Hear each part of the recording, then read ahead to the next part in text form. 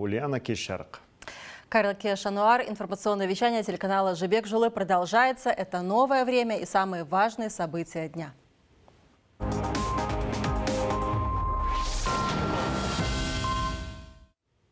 Сегодня в Аккурде президент страны вручил государственный флаг членам сборной команды Казахстана, которые примут участие в 33-х Олимпийских играх в Париже. Напомню, 26 июля в столице Франции стартуют главные игры четырехлетия, где 80 казахстанских спортсменов будут защищать честь нашей страны. Кунсая Курмет продолжит тему. Буквально через 2 недели в Париже начнутся 33-е летние Олимпийские игры. В них примут участие больше 10 тысяч спортсменов со всего мира. Казахстанскую национальную сборную на этом турнире представят 80 спортсменов в 25 дисциплинах. Все вы приложили невероятные усилия, чтобы завоевать путевки на эту Олимпиаду. Уверен, вы покажете свою лучшую форму и добьетесь хороших результатов. Вас будет поддерживать весь Казахстан. Әрине, чемпион болу оңай емес.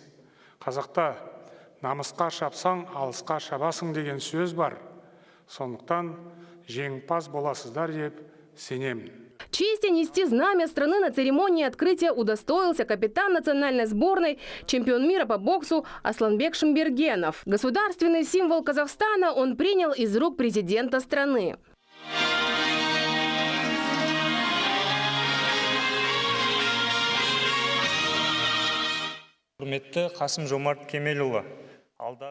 Уважаемый Касым-Жомарт Кемелұлы, благодарим вас за прием и искренние пожелания в предстоящих Олимпийских играх в Париже. Мы, спортсмены, благодаря поддержке государства, тщательно готовились к соревнованиям и в результате получили путевки на Олимпиаду. Защищать честь страны на международной арене – это наша большая ответственность. Как капитан национальной сборной и от своего имени обещаю приложить все усилия, чтобы наш голубой флаг развивался на этих играх. Часть национальной сборной участвовали на встрече онлайн из Олимпийского центра Акбулак в Алматинской области, где проходят заключительные сборы перед играми. Выступая перед спортсменами, президент Касым-Жомарт Токаев подчеркнул, государство уделяет особое внимание развитию и популяризации спорта. В городах и селах открываются спортивные площадки и центры. Если в прошлом году были открыты 70 объектов, то в этом году их число возрастет до 200. Кроме того, привлекаются лучшие специалисты и тренеры. Олимпиада ойындарына дайындық штабы құрылды. Создан штаб по подготовке к Олимпийским играм. В страну приглашены опытные специалисты, среди которых и известный спортсмен Геннадий Головкин. Результат будет только тогда, когда каждый станет настоящим мастером своего дела. Наш народ с особым уважением относится к спортсменам. Ярким подтверждением этому служит то, что имена Балуана Шолаха, Кажмухана Мунайтпасова, Жахсылыка Ушкемпырова, Александра Винокурова, Бекзата Саттарханова, Ольги Рыпаковой присвоены лучшим спортивным объектам. Не сомневаюсь, что и вы сможете достичь высочайших достижений. Подрастающее поколение равняется на вас. Это большая честь. Уважаемый Касым-Жомарт Кемелевич, от имени Олимпийской сборной страны благодарю вас за теплый прием и добрые пожелания. Ваше напутствие – это мощная поддержка для нас. Мы усердно работали, чтобы завоевать лицензии на Олимпиаду. А наши тренеры вложили огромные силы и знания в наш профессиональный рост. Пользуясь случаем, хотела бы выразить вам огромную благодарность за поддержку и внимательное отношение к спорту. Мы оправдаем ваше доверие и доверие миллионов казахстанских болельщиков. Алха, Казахстан! Обращаясь к спортсменам, президент страны отметил, что на них возлагается ответственная миссия – достойно представить нашу страну. Ведь ценности Олимпийских игр выходят далеко за рамки просто спортивных достижений. Олимпийские игры – это олицетворение равенства, взаимного уважения и честной конкуренции, сказал Касым-Жомарт Токаев. Кунсая Курмет, Асланбек Куспанов, Жибек Жулы.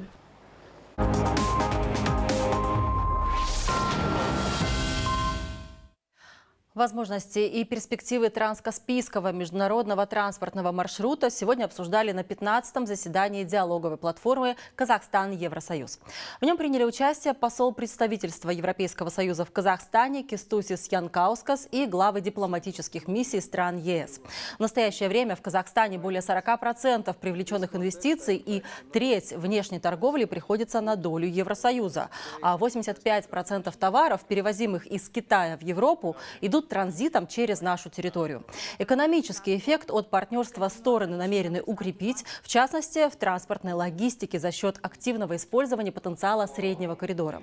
На базе Международного финансового центра Астана создано совместное предприятие Middle Corridor Multimodal. Отмечена и значимая роль европейской инициативы Global Gateway, открывающей новые перспективы для инвестиций в транспортную отрасль.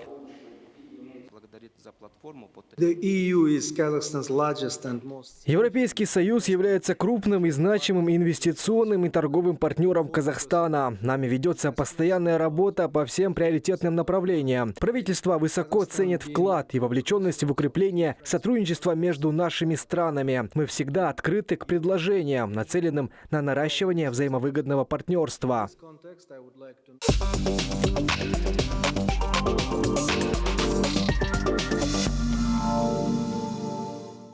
Мы продолжаем программу. В обществе широкое обсуждение вызвал подписанный в понедельник, 8 июля, закон о борьбе с игроманией. Напомню, в нем четко прописано, что расширяется список лиц, которым запрещается участие в азартных играх или пари. Установлены ограничения по рекламе букмекерских контор и тотализаторов.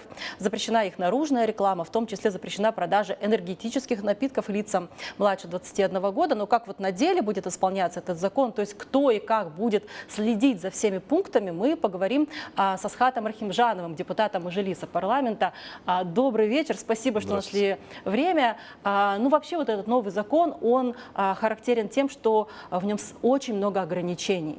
И первый вопрос, который возникает, каким образом контролировать соблюдение этих ограничений? Вот в связи с тем, какие лица ограничены к доступу к азартным играм, там будет введена система учета. То есть человек, когда приходит в казино там, или еще куда-нибудь, или регистрируется какой-нибудь букмекерской конторе онлайн, он должен будет вводить свой ИИН.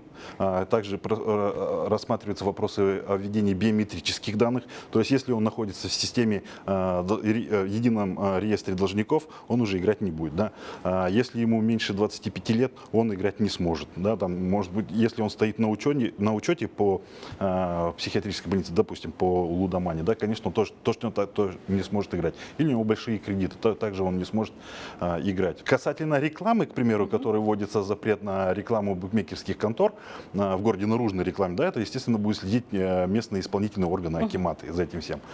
Что касается рекламы по сети, там четкие есть, опять же, расписанные процедуры, какие компании могут у нас рекламироваться, на каких сайтах они могут рекламироваться. Но я так понимаю, что за этим всем будет следить уже уполномоченный орган, да, это Министерство туризма и спорта.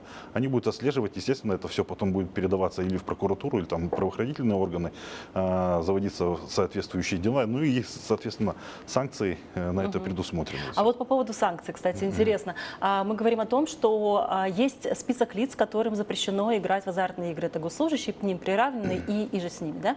И если этот человек, на которого наложил ограничение сам закон, пытается играть в казино, вводя свой ИИН, то есть попытка совершения нарушения есть. Вот будут ли этих людей наказывать? Потому что мы говорим, что вплоть до увольнения. Ну, здесь нужно посмотреть уже более детально по нормам, как эти нормы будет осуществляться, правоприменительная практика. Но я так понимаю, что человек, допустим, если он госслужащий, и, к примеру, да, или он должник, он вводит свой ИИН, и там это все высвечивается, то у него, естественно, автоматически доступа этого не будет. А вот те компании, которые будут давать разрешение, к примеру, он пришел в казино куда-то играть, он вводит там свое имя, ИИН или дает биометрические данные, вот они будут нести ответственность за это все. Так, законом предусмотрено до 600 часов общественных работ и до 2 лет лишения свободы. Но мы говорим о том, что этим людям нужно в том числе и помогать, потому что это самая настоящая зависимость, это болезнь. Казахстан готов эту помощь оказывать своим гражданам? Здесь сложность заключается в том, что очень сложно это подсчитать. Сколько у нас таких людей именно с такой зависимостью есть.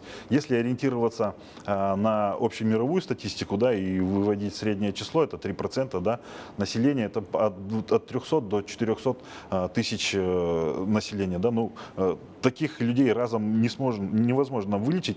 И такой, в принципе, санкций у государства, у госорганов нету. Прийти и сказать, вот ты болеешь, пошли лечиться. Нет.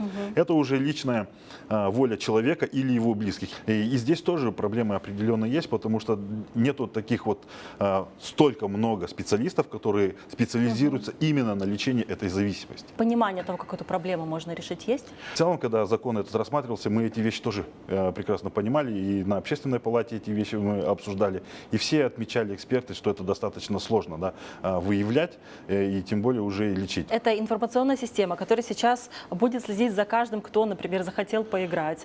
Вот она поможет вам понять примерное, относительно точное количество людей, которые действительно этим увлечены в нашей стране? Скажем так, опосредованно, да. Но эта система больше призвана на ограничение распространения вот этой безудержной лудомании. Теперь главный вопрос. Эта система готова к тому, чтобы начать работать, ну вот чуть ли не уже завтра, учитывая, что закон Тут подписан? точно я вам сказать не могу, но я знаю, что она сейчас в разработке и, возможно, даже уже тестируется. Хорошо. Спасибо вам большое за интервью и за такие подробные разъяснения. Вам спасибо.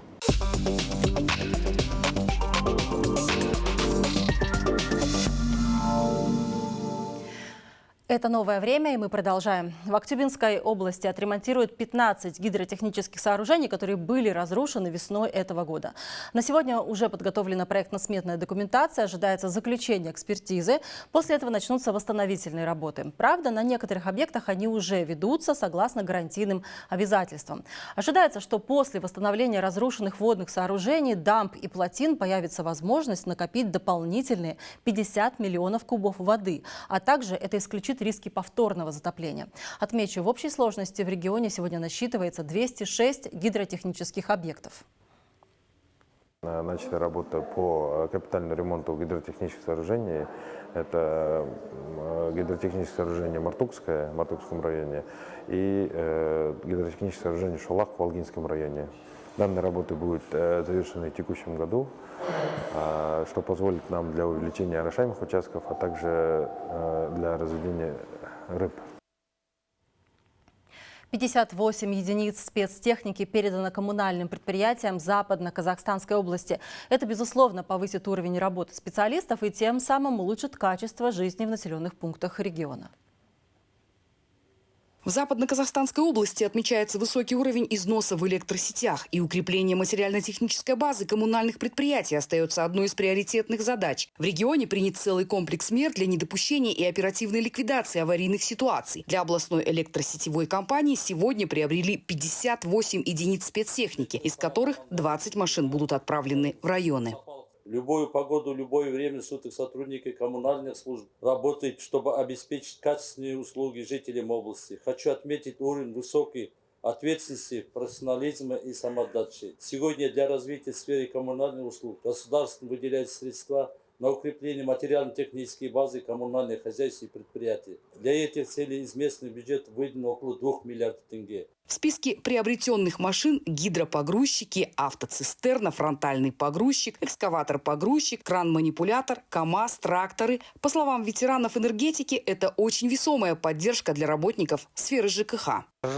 За годы работы я не припомню, чтобы когда-то предприятия получали новую современную спецтехнику в таком количестве. Уверен, все это позволит улучшить качество работы коммунальных служб и, соответственно, качество жизни людей.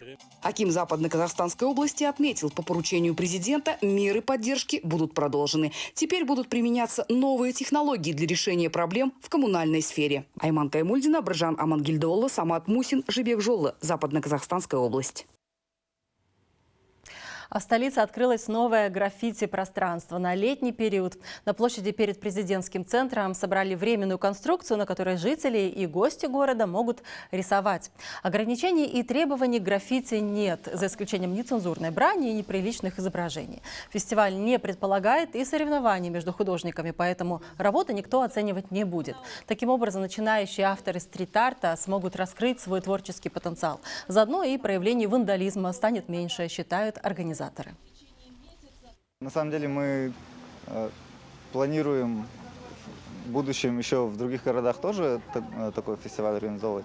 В принципе, граффити, у него есть какой-то оттенок такого табушный элемент, да, потому что это уличное искусство, это неформальное, это не в галерее там холст висит, да, а что-то на стене, на грани с вандализмом. Но я считаю, что граффити само по себе может намного сильно приукрасить облик города. Это культурное событие объединило профессионалов, мастеров жанра уличного искусства, а также художников-любителей. Они провели мастер-классы для всех, кто пришел на мероприятие. Не так много играет роль образования, больше играет роль опыт и вообще желание, ваше личное желание делать это. То есть пробовать, не бояться. Все. Ну, а навыки как бы? Навык нарабатывается со временем. Нужно просто делать. Таким мы увидели этот день. Информационная служба «Ажибек Жолы» продолжает следить за развитием событий, чтобы уже завтра рассказать вам самые актуальные новости. Спасибо за внимание и хорошего вечера.